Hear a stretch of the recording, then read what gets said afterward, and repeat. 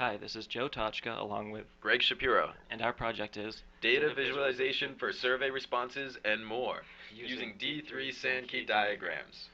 So we both agreed we wanted to work with something with data visualization. The van has a lot of data, users input, and it's not always easy to kind of wrap your head around it, so we wanted a more powerful way of understanding it. Um, so Mike H suggested using something like a Sankey diagram. So we use this D3 library and another library on GitHub, and we've got this with some van data, because we all know how much the van needs more razzle dazzle.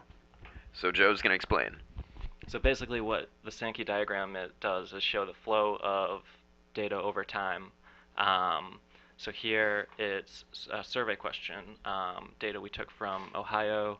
This is people that responded more than once to the candidate preference survey question. And on the left you have their response in September 2012. On the right, their response between October and Election Day 2012. And this allows you to visualize where they started and where they ended up, how many undecideds were converted to strong Obamas, for example, in that time period. So what we found useful about this is that this kind of helps you to pick out some patterns that you wouldn't otherwise notice. So for instance, we saw that a lot of strong Obamas went to strong Republicans, which seems weird, but that's actually right there in the data. So it looks like an anomaly, maybe a bad bulk upload that we've discovered. So one of the things that we can do, we've also got some client-side filtering in here. So even with thousands of people, it's all going to happen client-side, keep it off our servers. So if we want to go in here and we want to say, okay, here are all the people with responses in Ohio, and I want to filter out, everybody but VPB. So get rid of this, get rid of that, get rid of this guy, get rid of that guy, get rid of that guy. Just the VPBs. It takes that long to update, and then we filtered those out now to just the 2,200 people with VPBs.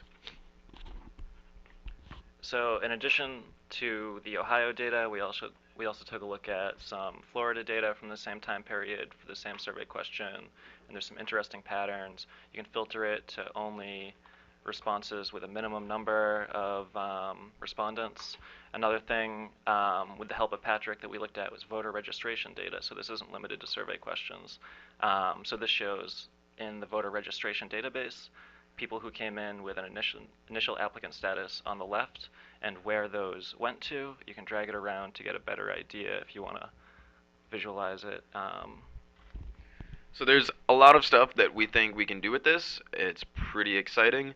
We'd love to show ladder of engagement over time, so what they did early, what they did later, and add some more filters. There's a lot we can do.